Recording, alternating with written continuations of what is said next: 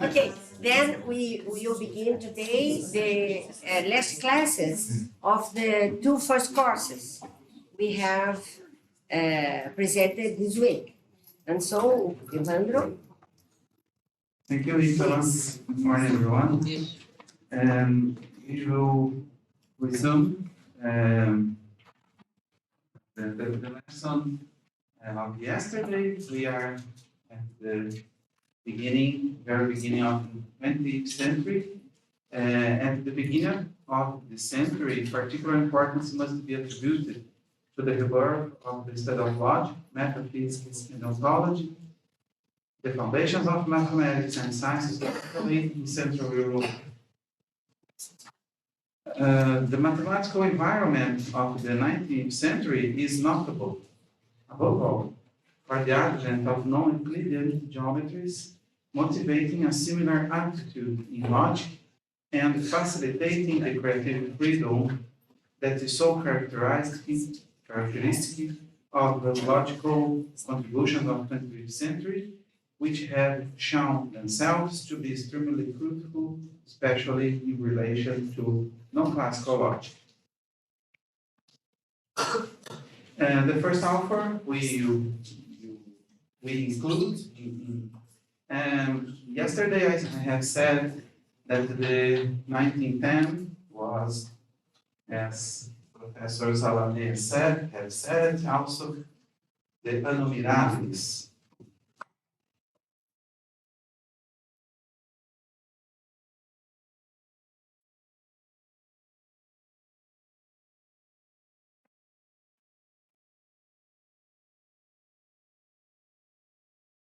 We began,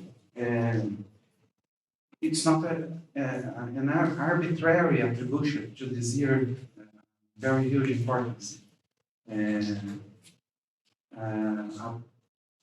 Around what begins happens after, because as I have said yesterday, several authors such as Vasiliev, Lukashevich, and Florensky, that Professor Salamea also presented to us. We didn't know about him, but his ideas are very inspiring, pointing out to a direction that would be the direction from which non-classical logicals will arise. Nikolai Vasiliev, this picture is in clay, yes, because Newton da Costa visited Moscow in 1980, and there even when he went to Poland in the 60s, we also have copies of Jaskowski's family photographs that are in the historical archives. That is an archive linked to clay, and that collects and saves thousands of documents. And Nikolai Vasiliev was a physician and also distinguished logician and philosopher, defended a bold non-classical logical theoretical project with original ideas and suggestions. Of course, ideas of Vasiliev are not formal. They are presented as intuitions about what he thought that the pathways that logic could be developed. His ideas united paraconsistent, many-valued, and intentional approaches, describing a methodology which anticipates not only the most salient aspects of the methodological methods employed to present-day logic, but also aspects of what is today known as universal logic. Here we have the collection of main papers by Vasiliev, not all, of course. 1910, 1912, the translation, yeah. In this case, we have, yeah, the original. 1913. Yeah. The The fact is, these references are in Russian, yeah, and the title of the journal, all stuff in the references are generally in Russian, and this is the one translation, and 12 and 13.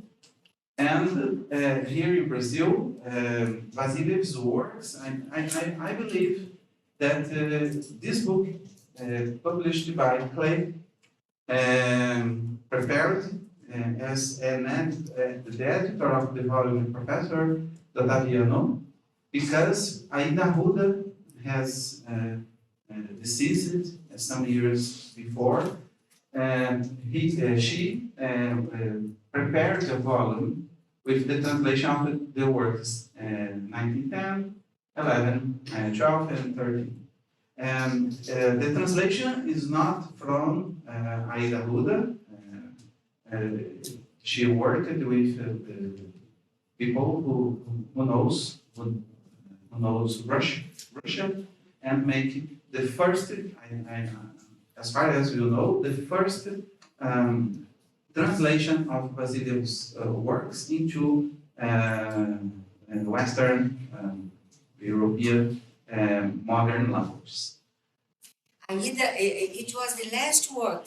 When Aida passed away, she was working, translating Vasiliev's papers, because in 1936, Church, when he published his famous bibliography of logic, he mentioned and put Vasiliev's works, but considering them many valued logics.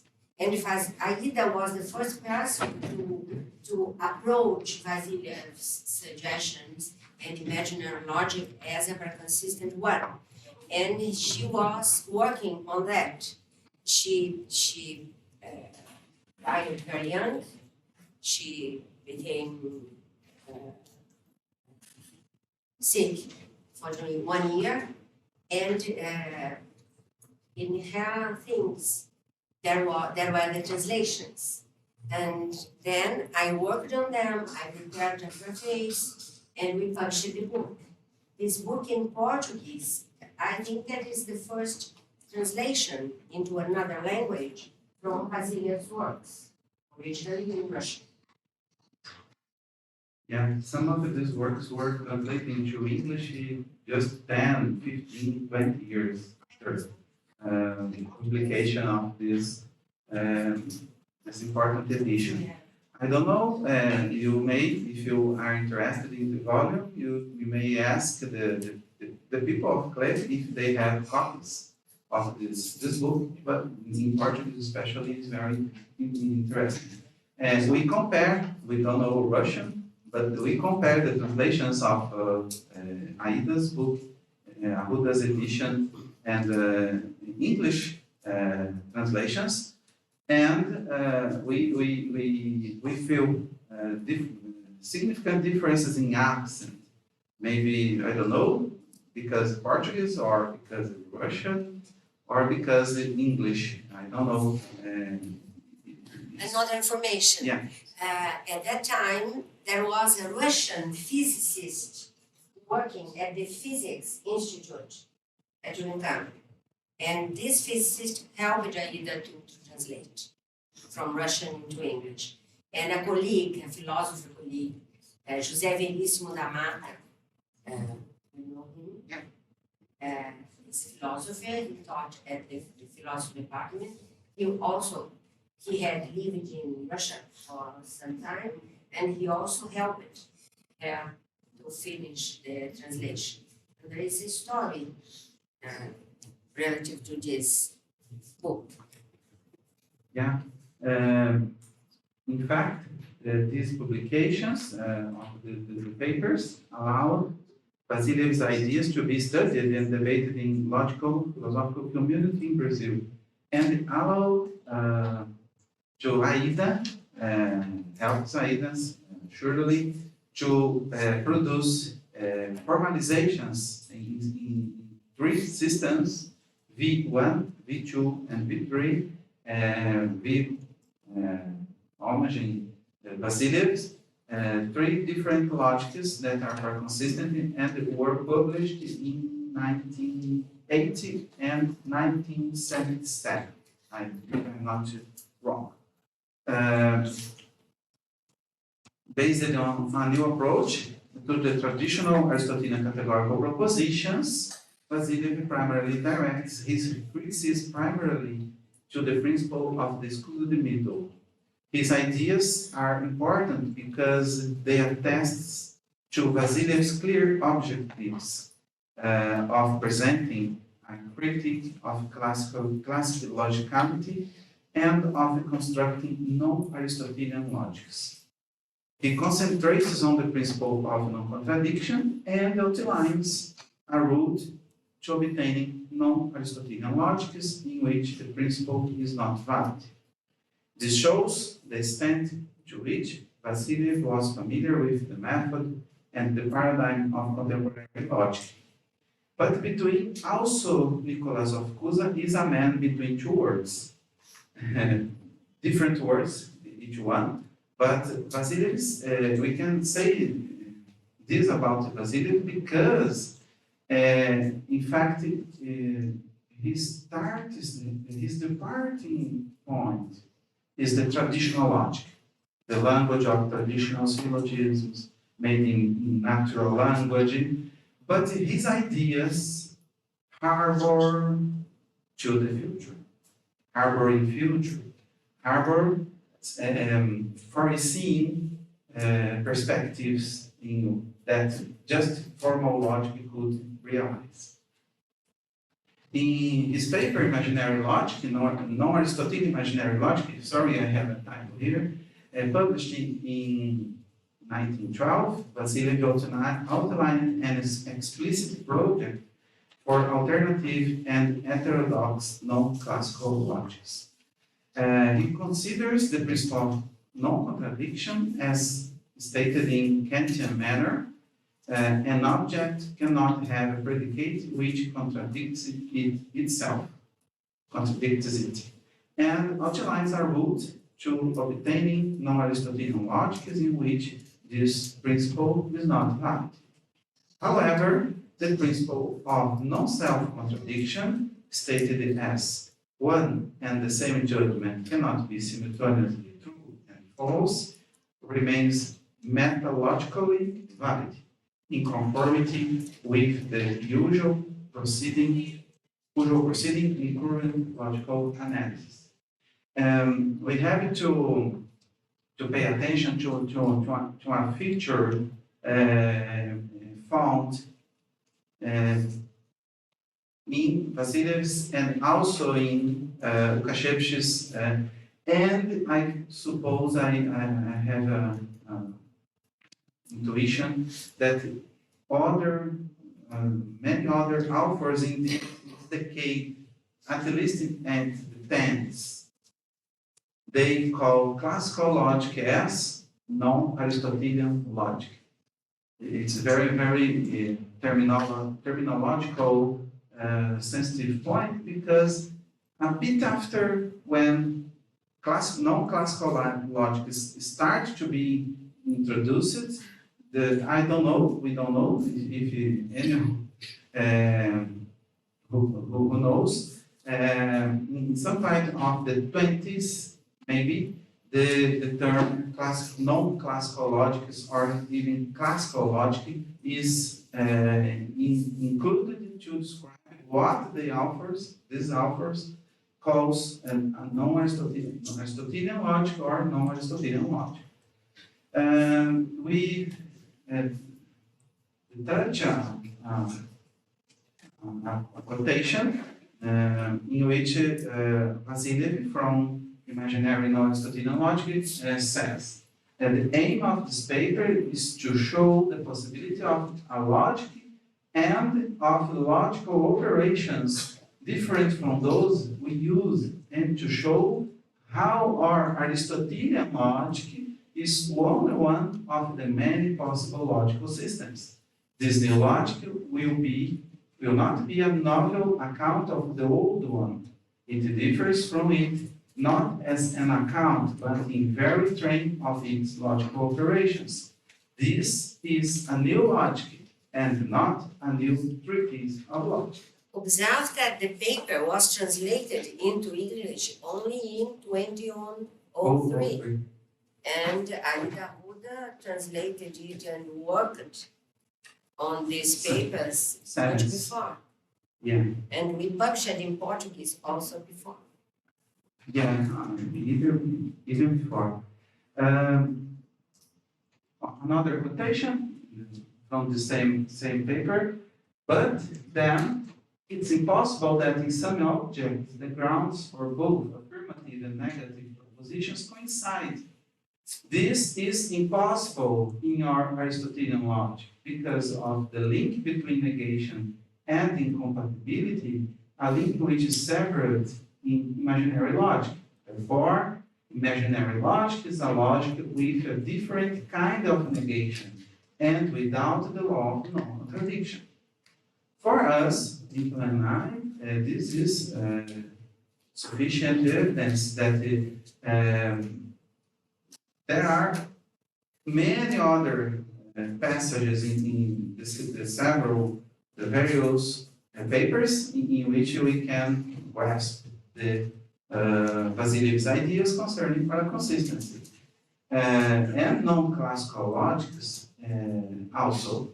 But these pieces of these quotations are very very strong for us because he is explaining how a non-classical project in logic can be done, and in some way this we have to interpret the Vasiliev's statements. This and the others statements are pointing, leading us to a paraconsistent conclusion. I have a quick observation. It's interesting to note in these quotations of Vasiliev's translated the distinction between a sort of Newtonian terms, a change of paradigm between logic as a science and think Frege, and logic as a system of language in meta language. It's very interesting. Already in 1910, to have a conscious of this distinction. Maybe it's very interesting suggestion. Yeah, maybe. Very logical aspect of logic. Because, in fact, the phenomenon happened before the change of paradigm. And 1910 is very important year to the history of logic. It's not only just for non-classical logics, because it's the first time in all history that, as far as we know, that people are encouraging themselves to make suggestions, to change, to turn the key towards non-classical logic. Challenge. Yes. Of course. Yes, it's very important. But answering your what you have asked, in Vasiliev he is rigorous, okay, but he is working on natural language. Sometimes he speaks clearly, truly about logical systems, but he also has clear ideas about logic as a field of investigation. And this is other Vasiliev's innovation, because before Vasiliev is taken for granted that Aristotelian logic is the correct one. And Aristotelian logic, many authors For example, just one example about the next man here, that is Łukasiewicz. Łukasiewicz, for example, is struggling in his famous monography with Meyer. Meyer is an important German scholar that has produced 3 volumes about the Aristotelian syllogists, but Łukasiewicz also thinks that Meyer has worked more on metaphysics than in logic. And also Łukasiewicz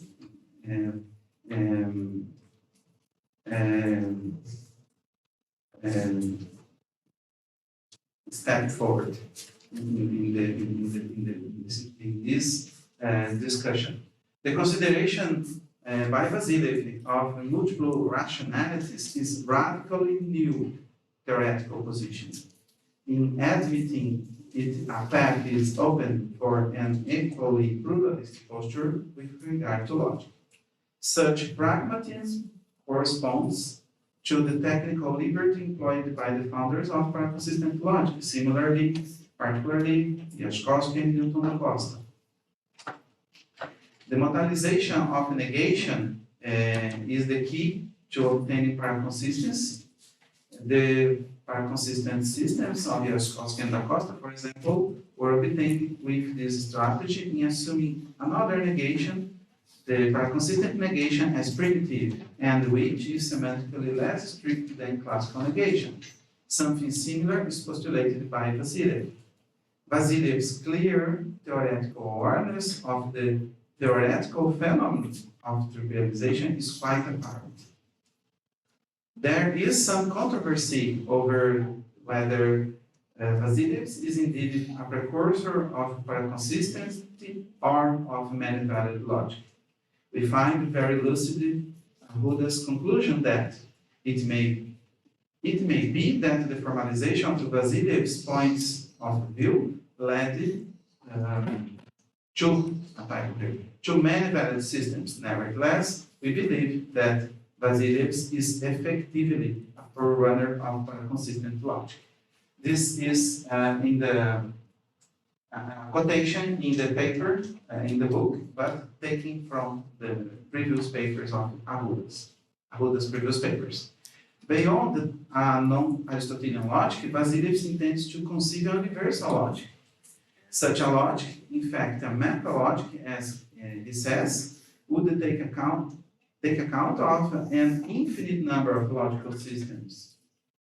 Owing to its broadness, it could dispense with those supposed foundations of logistic that are considered by Aristotle, such as the principle of non-contradiction and of the excluded middle. One of the most impressive works recently published in English especially is Venancio Raspa thinking about contradictions. It is a very really nice book in which he surveyed not only Vasiliev's as a logician, but Vasiliev he tried to capture all influences over Vasiliev. For example, the symbolistic movement in literature, the poetry preferences of Vasiliev, and a lot of other ideas that help Vasiliev to reach these very innovative ideas.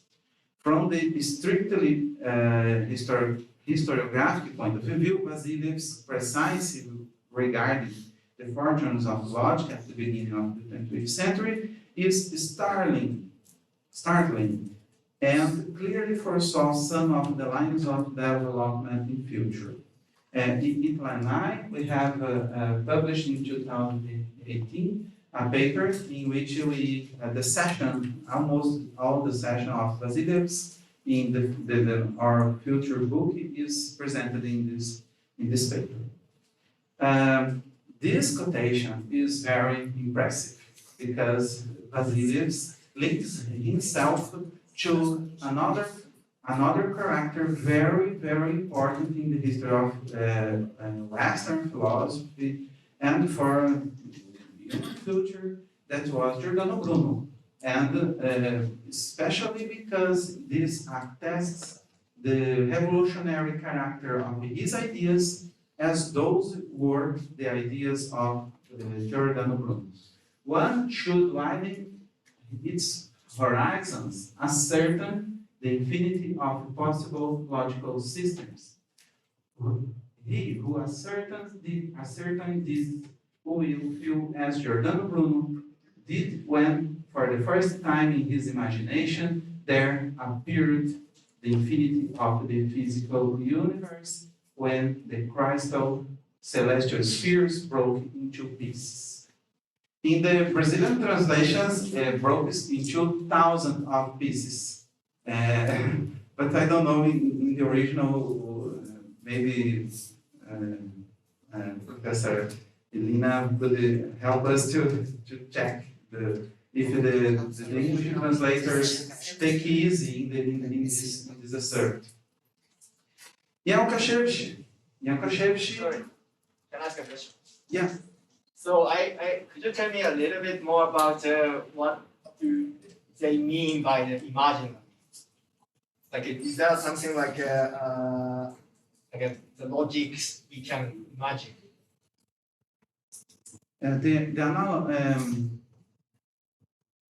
Vasilevs compares his inspiration to call his logical ideas, non-Aristotelian logic, as imaginary logics.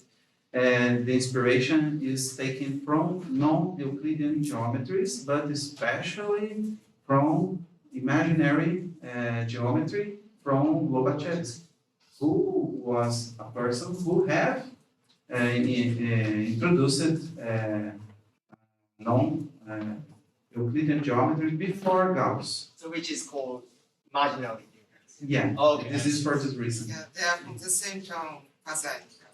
They are from the same town. Yeah, very close They live in in chronology. Yeah. They lived in the same town. Lobachevsky at the beginning of the 19th century, and Vasiliev at the beginning of the 20th And century. they were considered as crazy man. It's a nice question, Like, because he was motivated by the imaginary logics created by Lobachevsky. thank you. That's such a geographical coincidence, right? Okay, can I ask you one question? So, is there any like a constraint over being imaginary? Because like we can imagine a lot of useless logic, like you can derive anything, or you cannot derive anything, something like that. So there should be like, but I don't think they think of like such logic as imaginary.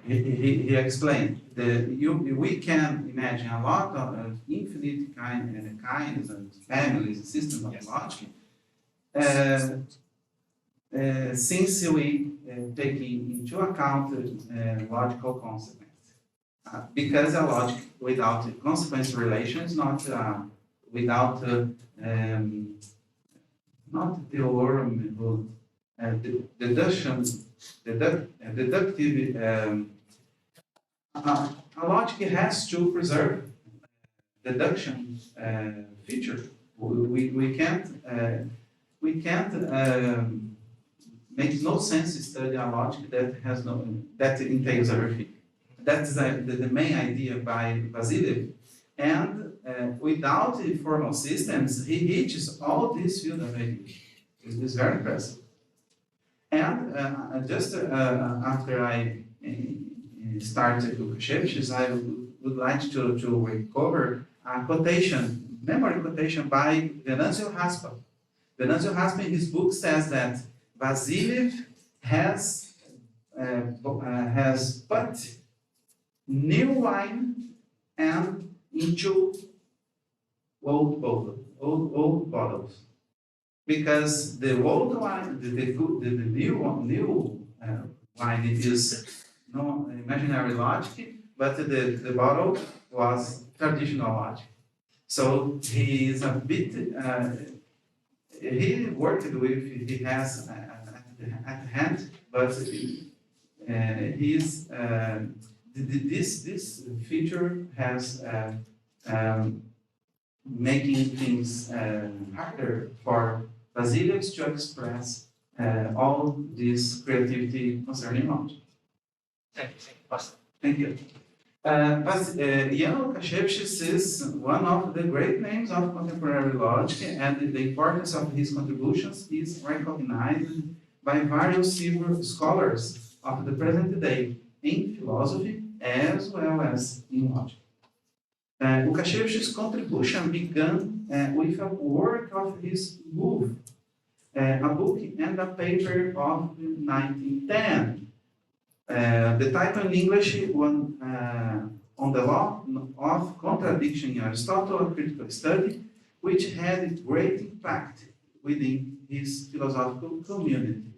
In a paper, he succinctly expounds the main arguments that are presented in detail in the book and presents some ideas on non-classical logics that proved to be quite innovative. Here we have recently Hogenheim, a student of the priest, has prepared a very nice, very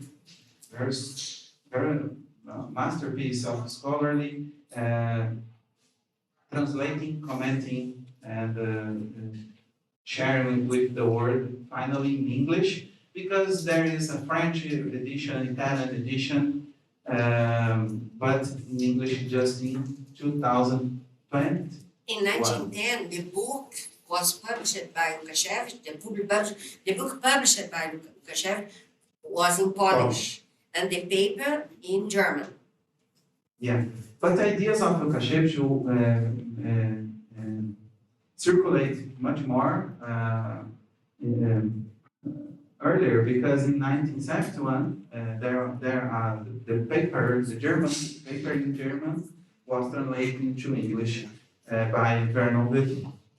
An important author in the development, intellectual development of young Łukasiewicz is Alexius Meinong, who is quoted several times in both texts of 1910 and also in other earlier papers. And the work by Meinong, the theory that supports a lot of creative imagination for Łukasiewicz is the theory of the objects by Meinong, in which we can taking seriously. It's one of the first attempts of describing an ontology of inconsistent objects, and this supports Łukasiewicz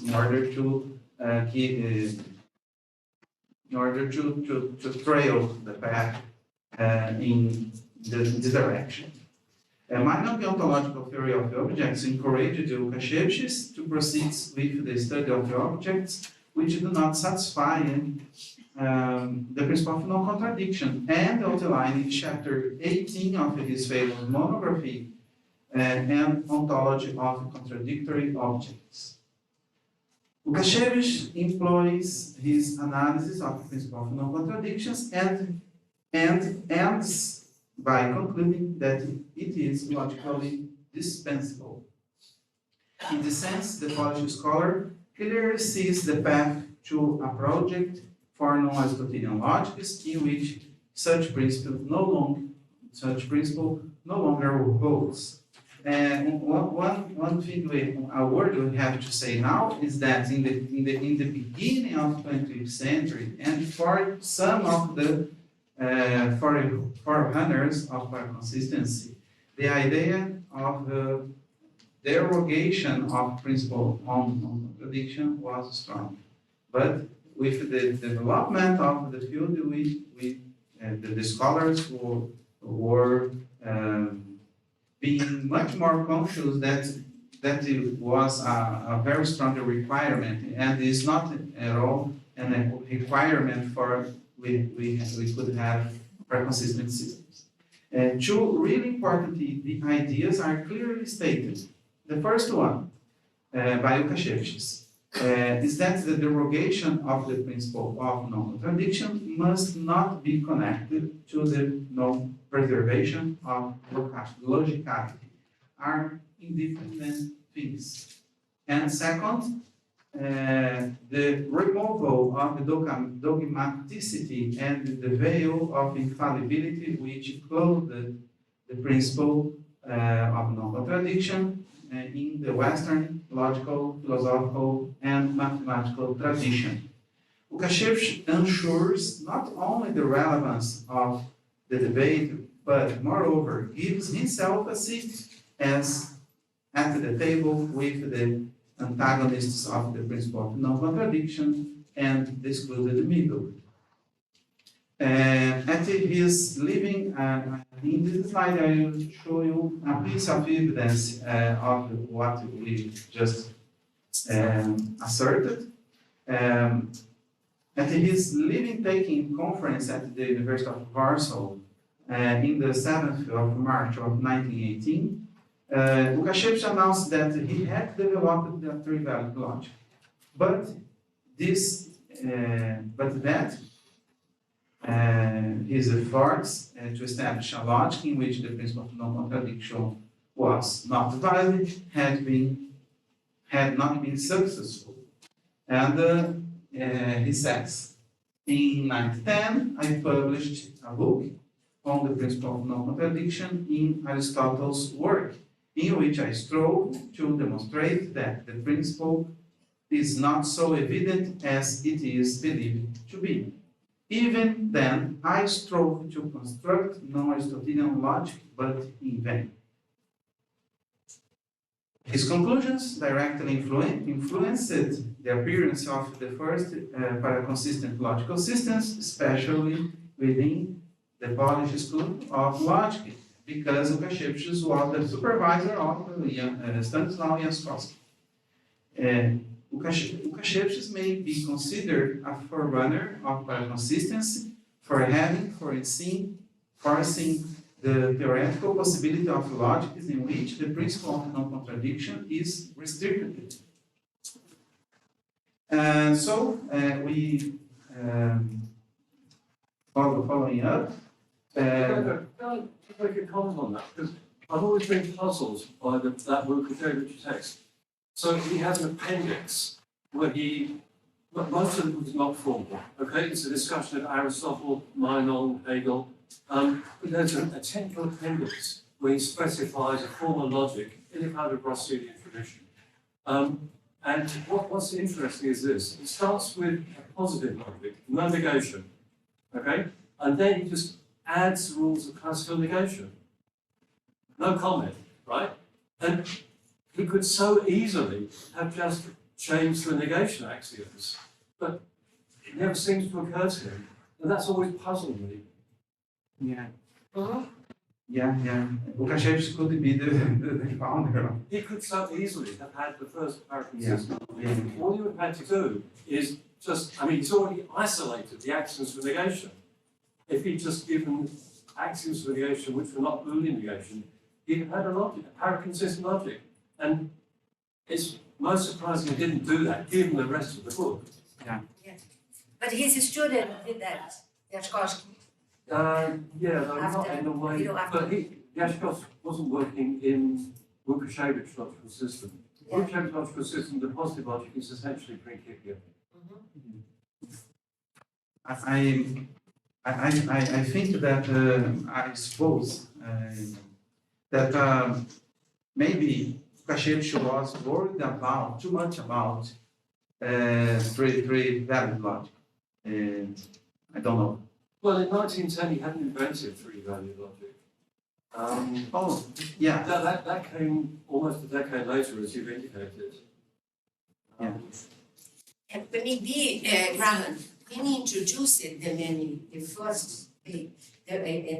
his first talk, after returning from his 2 years out of Holland, when he presented his talk in 1920, and after that, when in the publication of the paper in 1930, he wrote that he worried about the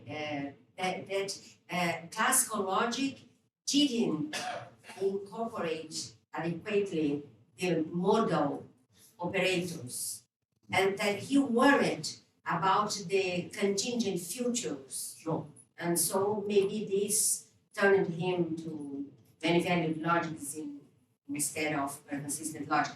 But I agree with you, he had the paraconsistent logic. Well, he could have had it, he never did. Well, when he produced the three-valued logic, as you say, he was driven by Aristotle. He was an Aristotle scholar, okay? Yeah. And he was driven by Aristotle on future contingents. Well, one possibility there is that exactly because he was driven by Aristotle, given Aristotle's repugnance of denying the law of non-contradiction, maybe he wasn't prepared to go all the way to the virtue. I think that may well be true, because if you read the non-technical text, he's clearly torn.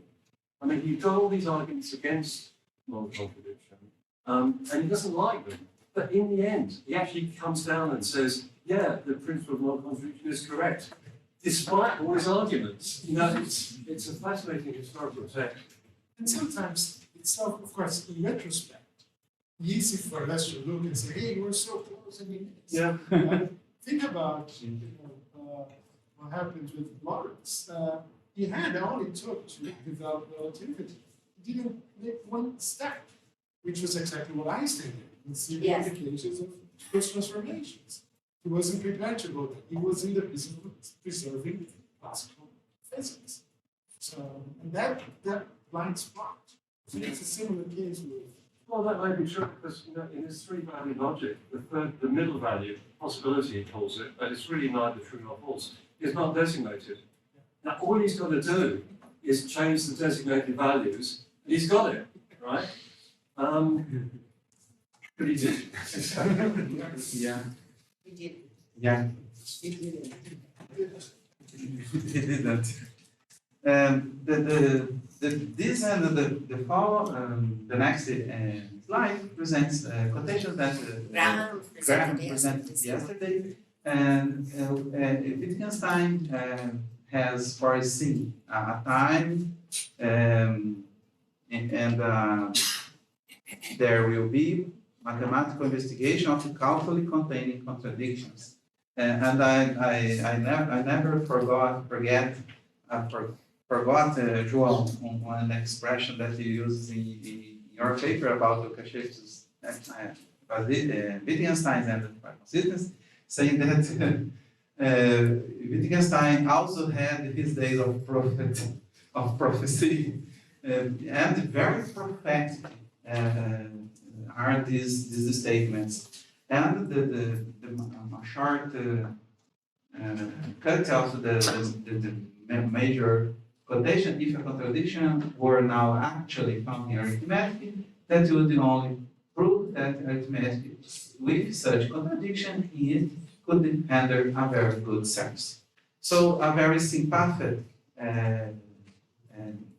not the connection between logic and metaphysics is one of the what breaks the imagination of lots of generations of theoreticians. I was just wondering, this quote is from which year? From this quote from Wittgenstein is from which year? Which year? It was 1930. 30s. 1930. Yeah, okay, so that was before Genson's proof of consistency of arithmetic, right? No, No, after. It was after, because it's around, Genson's proof was in it's something around 1930, but I don't know the year. It wasn't that decade, but it was right after, because you also have the notes on Hitler at that time. Ah, so, Yeah. okay. Yeah, that is a very important feature in these cases. We have chronology, the sequence of events in the year after year, but what is really decisive is decisive is if the author has been in touch with the ideas, the previous and the posterior characters in the history,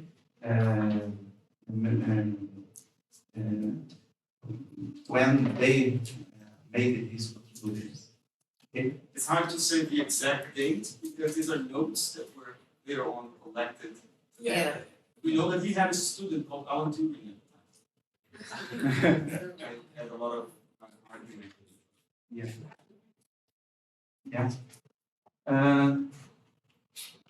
So other scholars will realize the plans of Lukashevich and Vasily and mathematical milieu of the 20th century and the advent of mathematical logic at the beginning of the 20th century, if its appropriated tools made these steps possible, firm, and successful. I will swap the slide because now we start to the final session. So here we have just not all persons involved, but a lot of persons. Remember that in the first session we had Greek statues in marble, calcare, and now we have photographs of people who are we don't between have us, that. among us. Otávio Bueno, yeah. And this photo is from the conference held in Unicamp, when the occasion that the name paraconsistent was introduced. So the birth of non-classical logic was probably produced by the great development reached by logic in the last 150 years. The rising of non-classical logic is strictly connected with the presentation of the standard syntactical apparatus of propositional and predicative calculus classical logic, started by Frege in his Begriffsgeschichte and by Whitehead and Russell in the Principia Mathematica. It is historically memorable, the statement of ex falso in the Principia Mathematica. We think it is natural finding it out in one of the main historical presentations of classical logic of our age. In the first group of theorems on immediate consequence presented by Whitehead and Russell, they list the following result. Wikipedia Mathematica 221, which denotes, according to the author, the author's convention, it is true that no P implies P, that implies Q. Whitehead and Russell verdict upon that every contradiction and inconsistency must be avoided at all costs and banished from logical theoretical contests have significantly shaped 20th century assessment of logic. The two British logicians were heralds of consistency, and their solidly classical position would become the basis of a school. Aquinas, I insert Aquinas here because he is a very important philosopher, but he represents opposition to paraconsistent approach. In his philosophy of logic, the author writes rather unfavorably of the conception and the construction of non-classical logic tolerant to contradiction. First, Aquinas states, to turn to a popular extravaganza, what if someone were to reject the law of non-contradiction and so accept an occasional sentence and its negation both as true? An answer one hears is that this would violate all science, vitiate all science. And conjunction of the form P and not P logically implies every sentence whatever. Therefore, acceptance of one sentence and its negation as true would commit us to accepting every sentence as true and thus forfeit thing, all distinction between true and false. And he goes on and concludes, my view of this dialogue is that neither part knows what he is talking about. They think that they are talking about negation. The sign? No. But surely the notation ceased to be recognizable as negation when they took to regarding some conjunctions of the form P and not P as true, and stopped regarding such sentences as implying all others. He doesn't name paraconsistency, but what he is judging is the paraconsistent position. Here, evidently, it is the deviant logician's predicament. When he tries to deny the doctrine, he only changes the subject. And scholastical exit to the debate. In fact, Itala and I wrote to Da Costa an email in 2012 and asked to Da Costa what he thinks about the quotations by Quine, because Quine and Da Costa, he had convenience, they share correspondence, they meet, they know one another. The fact that he, Quine, never well understood the paraconsistent project, the fact is that Quine never well understood the paraconsistent project because his position was somewhat pragmatic. I never understood precisely what his position was. The fact is that paraconsistent logics exists today and are used, and against facts there are no arguments. This case reminds me of Popper's struggle against inductive logic. This logic encompasses statistics, and denying its existence seems silly to me, which is surprising in a philosopher such as Popper. So,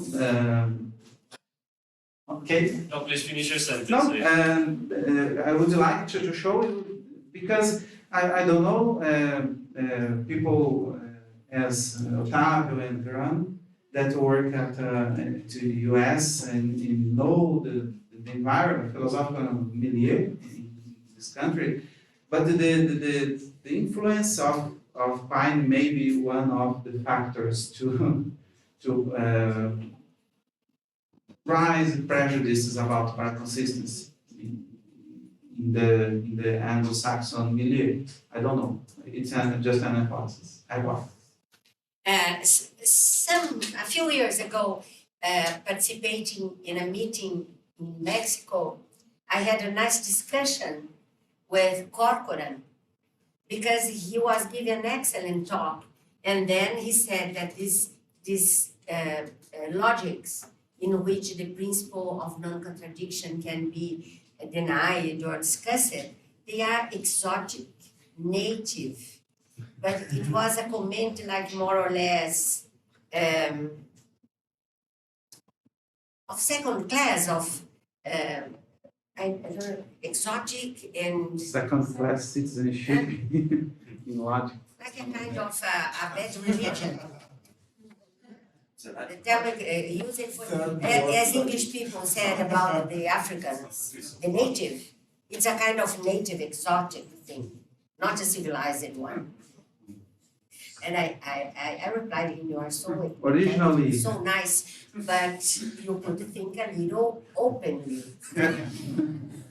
Originally, this quotation is new, also for not for Itala, because it belongs to our works, but in the slides, I choose to insert this discussion because it would be something that would be discussed. So I always found deviant logic very puzzling, because on the one hand, perhaps you can help me. On the one hand, at the end of Two Dogmas, Quine says that everything in a theory can be in principle challenged. Even the principles of logic could be, and indeed the confirmationalism is often quoted, as we heard yesterday, in connection to anti-exceptionalism about logic. And then in deviant logic, suddenly he says, no, I mean, there's only one option. If you change the logic, you change the subject. So where did this come from? Yeah, the book by Quine is from 70s, Yes. The Philosophy of Logic. Very nice, but this quotation you mentioned is too close to Da Costa's thinking, because Da Costa says that every theory is possible since it was It's not trivial. not trivial, and very, very close. And I don't know, you don't have all correspondence, but it's very interesting to consider, because authors can change his mind, Yes, isn't it? and the perhaps most celebrated article is To Dogmas, so maybe we should take that at face value then. Yeah. Yeah, I think it's fair to say there's the good point in the bad point. Right. In 1953, Quine had a far more sympathetic overall view, and I think it's just changed his mind. There's a good point and a bad point, I agree with that, but it's more complicated because after that quotation that Evandro read out, Quine actually goes on to say in a later chapter that it's okay to change your logic. So he reiterates the two dogmas position, and it's okay to change the subject because the subject is also often changing in scientific revolutions. But he's just very, very conservative. He thinks it's possible in principle, but just crazy in fact. I think it's slightly different, because one thing is to change the logic, another thing is to change the subject. Right? And that's what's worrying. And the two views are radically incompatible. Right? If you change the subject, you're not changing logic. Logic is just classical logic. Well, he thinks the true logic is classical logic. So you cannot change that. Because if you try to do that, you're Well, talking he's about different everything practices. Okay, so he thinks you can change your theory about anything. He thinks that classical logic's got it right. And he's very conservative in that view. But he realizes that you can change your logic, so you can change your physics, if the scientific evidence warrants. He just doesn't think the scientific evidence warrants it. Well, I don't think in deviant logic is quite saying that. Like, I agree that that's the view in Dogmas. And I haven't read the later passage Not deviant logic, but philosophy. Right. So there is a later passage after deviant logic in the philosophy, because the deviant logic, I believe, is the chapter in the philosophy of logic where he He says picks up that. the discussion again in a later chapter. Right. He says, you can change your logic. He goes back to the two dogmas position. But in deviant logic, he's not defending that because he's saying if you change the logic, you change the subject. So there Yeah, isn't an option to. And the views are consistent. You cannot have both ways. It's inconsistent. It looks like an inconsistency. I don't think so. Remember, he's a skeptic about meaning. So he thinks the whole talk of changing meaning, it doesn't make much sense anyway. So, I mean, if you change from Newtonian physics to Einstein physics, are you changing meaning? Well, okay, it doesn't make much sense to answer that question, fine. But it's okay to do that. That's what science has taught us. So he thinks that you can change the theory of logic that you accept if the scientific evidence points to that. It just doesn't, but fine. It doesn't use that argument. That's what's curious. So the point is not because of evidence. The question is, any attempt to offer such evidence is misguided because you're talking about something completely different. This is a very different way. Yeah, I think that's a misreading of mine. Look, this guy is, as a beautiful rhetorician, his arguments are often lame, but his rhetoric is beautiful. And I think he just gets carried away with the rhetoric in that passage. But, this is the question of fine interpretation, and since he's dead, we'll never be able to answer it. Professor Salamé? I wanted to make a small comment on the John Quine. about the extravaganza thing and the native logics and things like that. When he was very young, he did a review of Peirce's collected works, and he said, Peirce's existential graphs are good entertainment. After that, the existential graph disappeared for 40 years. Some of the most important things in the beautiful construction of Peirce's logic by comment of a dogmatic person. That's a problem. It's not an extravaganza, it's not an entertainment, it's something else that your mind did not understand. I am very, very against that kind of dogmatic. Excellent. Excellent. Thank you very much for Thank you. Continue. If I intended to produce this discussion very, very, really nice. So, resuming, Kolmogorov's contribution to intuitionistic logic is particularly important for our purpose. In his logic, known as minimal intuitionistic logic, is syntactically paraconsistent and broad sense paraconsistent. His logic was, for a while, known as, in the independent version introduced by Johanssons in 1936.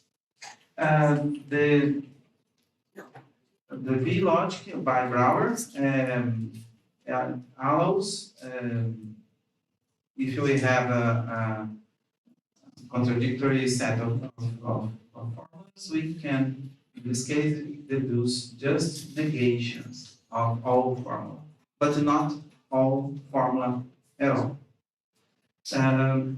As a consequence of our historiographical premises and their decisive contribution to the history of logic, we consider Stanislaw Jaskowski and Newton da Costa as the creators of consistent logic, motivated by problems arising from the presence of contradictions in specific rational contexts.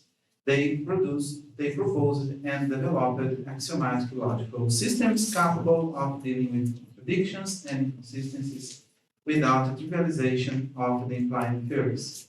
Stanislaw Jaskowski introduced the logic V2, which tolerates contradictions, and the motivation of this logic derives from the fact that the presence of contradictory statements in ordinary language is common, and of the use of contradictory hypotheses is often necessary for the explanation of phenomena in scientific theories. He has published two papers, the first one 1948, and very little in the next year, very small correction to the first paper.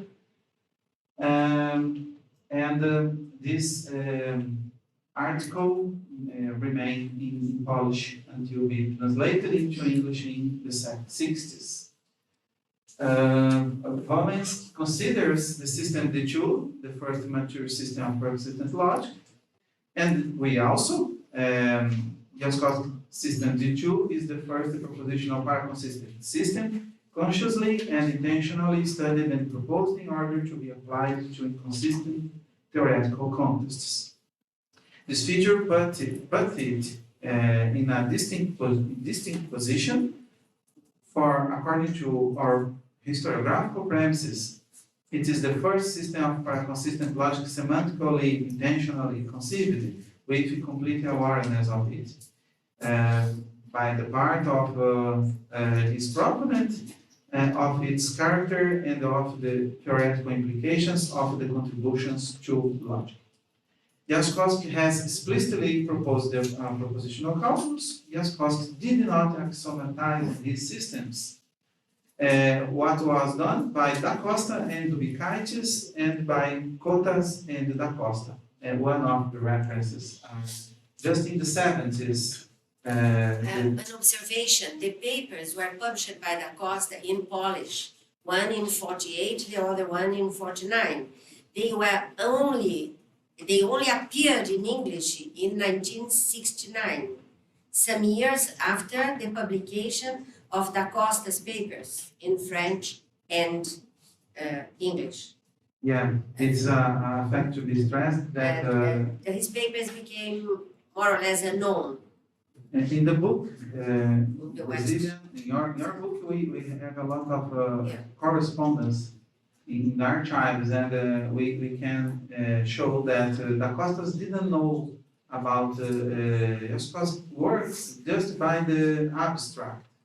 But when we see the formal features of each proposal of logics, of paraconsistent logics, we see that they are truly different. The ways, the choices, and the way that they are presented. Evandro, you have 10 minutes. 10 minutes, yeah.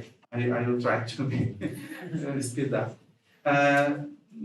David Nelson knew Jaskowski's work, and it is well known that Nelson introduced a contradictory but non-trivial calculus. However, he was motivated by very distinct problems, such as to provide the constructive models for intuitionistic arithmetic. Nelson's system offers a semantics for constructive arithmetic, and as he himself explains, and he says, finally, let us consider a true definition and system in which the principle A implies A and not A is no longer valid. We wish also to give a non-trivial example of an arithmetic system which is contradictory in the sense that a formula A and not A is pluggable in the system. The system is not over-complete in the sense of Jaskowski, 1948. And this quotation attests the reception of Jaskowski's ideas, but Nelson, as far as you know, doesn't develop it. In that time, at least, the ideas in the way of the rationale to a consistent approach. We consider that Nelson can be Are you listed. sure you got that quotation right? Oh. Because if A then A and not A is not even badly interpreted by it. The formula is wrong. It's not A implies A. It's not valid at What all. should it be? Oh, I have to see. Yeah, thank you. We consider that Nelson can be listed among the pioneers of paraconsistent logics just because he has one of the first to identify theoretical facts, such as the over-completeness appointed by Jaskowski. The list of people, Orloff is not there, but as President has showed yesterday, included a lot of people in 20th century look at and foreseen some of them developed proposed systems which are syntactically paraconsistent. Some of them can be also have an interpretation in a meta language or motivations of paraconsistent kind, and the people are Peirce, Boschwer, Howden, Anderson, Assemble, Michael Dunn. Michael Dunn will be with us in this event originally. Hesher, Belknap, and Payne.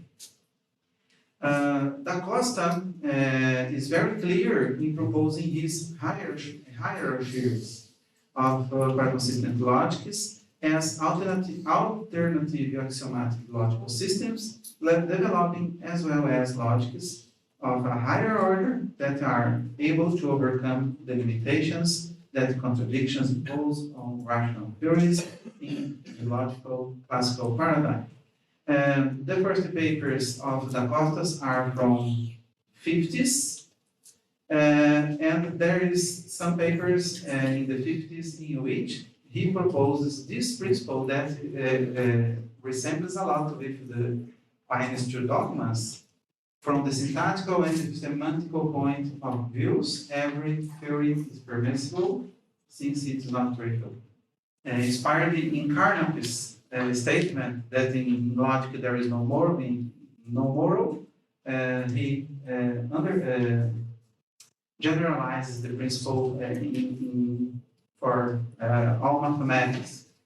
This is the front page of Newton da Costa Sistemas Formais Inconsistentes, consistent formal systems. It's a full professorship thesis presented in 1963 in Curitiba, the Federal University of Maringá. And in the same year, on December, he has got the publication of the first of his notice in Academy of Science of Paris, and we can, in total, about 30 notes, small notes presenting research results that has been introduced at the time. So this presentation in French Academy of Sciences was decisive in order to make ideas of Newton spread in the world and to motivate the community of cultures in Brazil and colleagues from another nationalities that was at the time started to work with Newton, because a lot of cooperative work has been done since then. What Da Costa has introduced in this thesis is all of this. It's not one logic, it's a family of logics, and a hierarchy of paraconsistent propositional calculi, first order calculi, without and with equality, a hierarchy of descriptions, and the outline of, in the thesis, an outline of paraconsistent set theories based on NF system of Quines NF system. Working independently of Jaskowski and of Nelson, and the undeniable fact is that Da Costa's calculi were the first to bestow the format needed for processing the contradictions that the new science, together with all the philosophy, would need. In this context, aside from the fact that Da Costa and Jaskowski fit the criteria of intentional and semantic paraconsistency, the contributions of those two authors called the attention of a community of logicians to a new investigative program which delineated little by little the shape of the present-day field of paraconsistent logic. Da Costa and his disciples and collaborators from Brazil and several countries have introduced many paraconsistent systems and obtained important results concerning algebraic structures associated to such systems, paraconsistent set theories, model theory, logics of higher order, paraconsistent differential calculus, and also obtained some applications to theories based on semantically closed languages, ethics, other non-classical logics, theory of probability, foundations of infinitesimal calculus, foundations of relativity theory and quantum mechanics, cognitive sciences, computer science, translations, and combinations of logics. Da Costa, his disciples and collaborators have also developed a general theory of evaluations, the theory of pass through, the family of logics of formal inconsistency. The initial proposals for paraconsistent systems encourage many scholars to study paraconsistency in its variety of forms, including those arising from relevance logics, modal logics, fuzzy logics, and others, and these have been pursued by researchers, especially in Australia, Belgium, Brazil, Israel, Italy, Japan, Poland, Russia, and the United States, and Canada. The development of paraconsistent logic has originated important philosophical problems, has opened several research areas, and has propitiated the solution of important questions of the foundations of science. Paraconsistent has become a field of knowledge, interrelating distinct schools of paraconsistent logic, and there are applications of paraconsistent logic, not only to the foundations of science and its philosophical analysis, but even to informatics and technology. Da Costa's creative, innovative work and his unquestionable academic leadership were crucial to the emergence of a recognized Brazilian school of paraconsistent logic. Then here we have a self-portrait by Da Costa. Da Costa in the Louvre want to be an artist, and this is one of the pieces that survived to the age. Paraconsistent logic is nowadays is developed worldwide by various different approaches.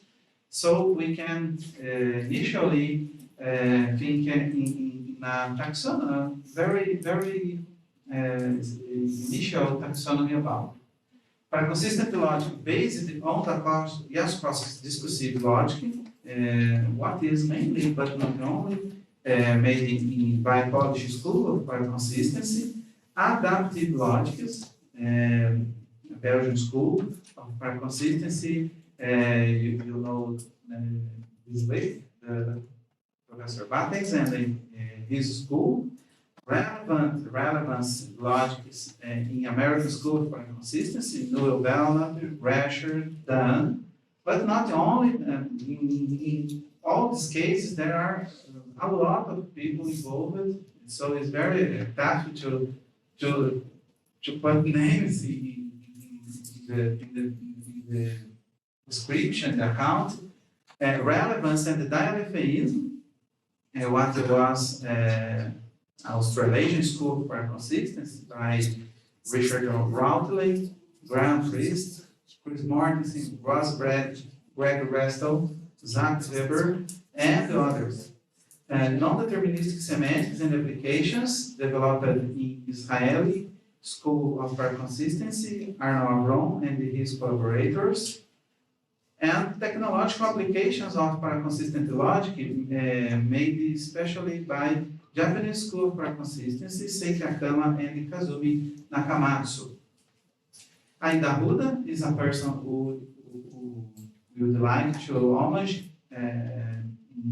all this history because she was deceived for Da Costa's systems, a person who had very active in the first publications in the field, organizing some meetings in 70s, preparing students, publishing papers. So she passed away very early. For the history of paraconsistent logic, in order to consider a logician as a forerunner or pioneer or even founder of the field of paraconsistency, we know that sometimes this slide just resumes the previous historiographical premises that we have assumed in the very beginning. And No, please read the previous. see, yeah. It's important to.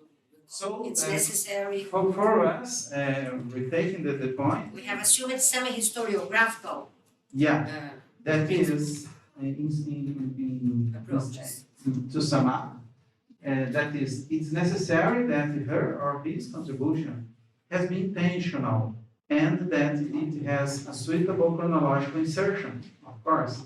It depends on the awareness that the thinker has had of the value of her and his own contribution to the field.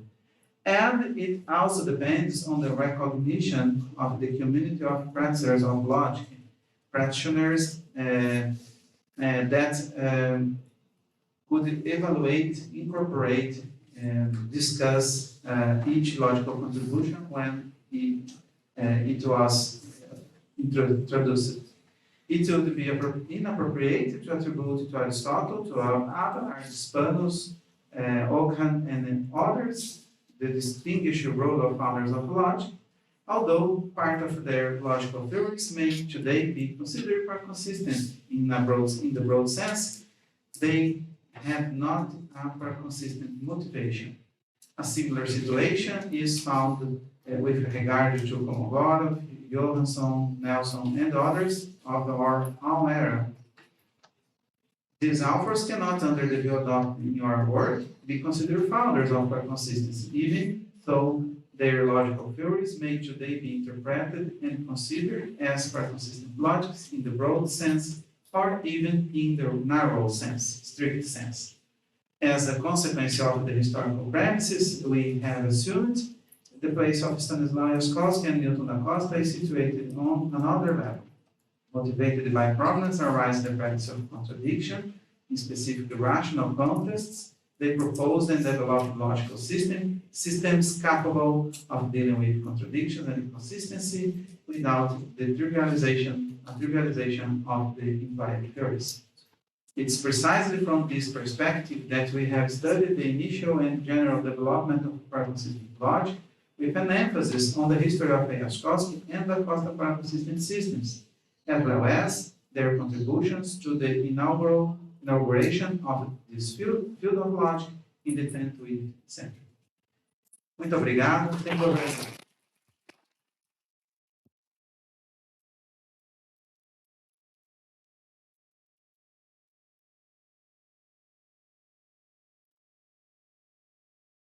One observation, Evandro. Also, in the presentation by Graham yesterday, Nelson was missing as the forerunner. Now you seem to make a lot of effort to make him out of the picture. But I don't understand. Really, we talked about this before, but it's very clear that his motivations include discussing defeating the principle of exclusion. He has systems in his work, and its first order seems to fulfill all the criteria that he put in there. So I don't understand how much effort to make him out of the picture as a founder of the field. And actually, he was the only one publishing in a non-exotic language, right? Not Polish, Portuguese, French. He was published in English. And nowadays, there's so much literature around the concept of negation and things he introduced. It's quite important in algebra and many other areas. So even in the influence also turned out to be late, but important. Maybe at the time, we could understand that he didn't have a school around him. That's fine. It's hard to find a picture of him. Even that. Yeah, It's hard to find. I tried to contact people in Washington where he worked. It's really hard to find a picture of him.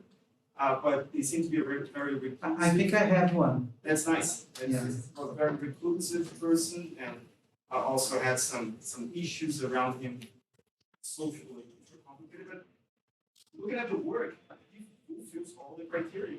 So why leaving him out? Why not mentioning him in the history of as a forerunner, really proposed systems which are operational, have the problems in mind? Mentions them quite explicitly in his work. We in fact, in the English book, we will have a session for his work. And maybe we are working on to understand his contribution. So maybe the position could be adjusted. I claim he's being underestimated. Yeah. You're not reading him charitably enough. Maybe you should have another look at him. Yeah. Thank you. It's your previous research that show us the role, the important role that Nelson has had in the history. Just look at the work of Heinrich Wansing, for instance, where he's been taking this, or Sergei Odintsov, working on N3 and 4, which is the paraconsistent logic. It's not my work, it's just. Oh, thank you. Nelson is incorporated in our book. His work is important, but until now, we don't think that he has the same role as Jaskowski and da Costa. He didn't create a a school of paraconsistency. His intention and motivations were not exactly paraconsistent from all historiographical point of view. But he's very important, he is in our book, but I don't know a photo. You said that you have one. I would like We looked for, do you have one? No, I'd like to see. Yeah, we It didn't was find a Washington photo by University, now. they No. didn't have that. Yeah. He was the dean of the department, even so, they don't have a picture of him. I have one picture, but I'm not sure if he is on, belongs to, is of him. Okay, we have to finish. Oh. This course.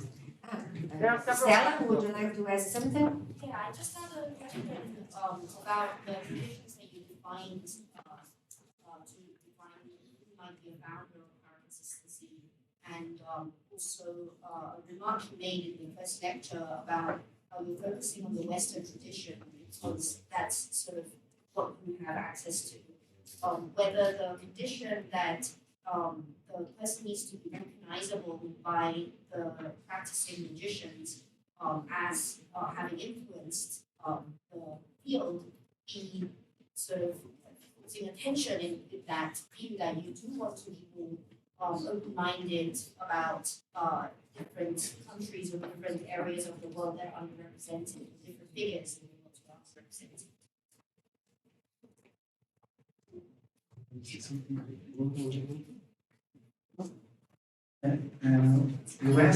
You asked us about the representation of other schools that are not so central. Yeah, so because you said you're focusing on the Western tradition because that's what you're familiar with, but you do appreciate that there are other figures in the world that you just weren't able to access. But in the three conditions you defined to characterize a founder, said they need to be recognizable as by the practicing magicians, practicing paraconsistent magicians. Then that seems to be a tension in some ways because one way, we recognize people because we always talk about certain traditions that are dominant in our world.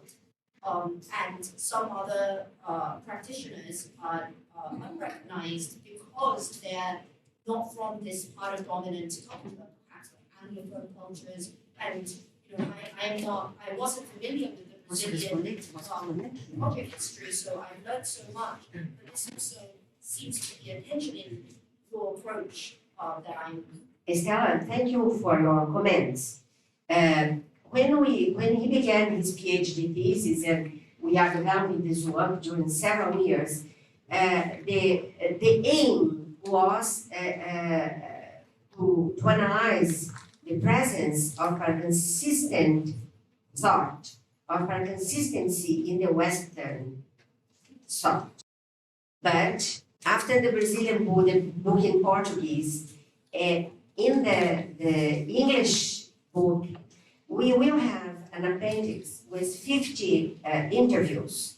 And then in these interviews, we have chosen a representative from Chinese mathematics and logic, Professor Feng Liu. She was supposed to come here, but on account of COVID problems in China, he couldn't come. We have chosen an Arabic representative, an Turkish Ottoman representative, and an Indian. And so we have beautiful interviews, especially in order to give a general idea of the presence of consistency exactly in these other cultures. And so this could open for us or for other people the research concerning consistency not only in the development of the Western thought. Thank you for your question. These interviews in the book are marvelous. And Feng Liu, for instance, he was a student of a Chinese professor, I don't remember the name, you remember, who had a joint work and have a relationship to Newton da Costa, she mentioned in her interview. A Chinese logician, a Chinese mathematician. But there is another side of what you have asked, I think.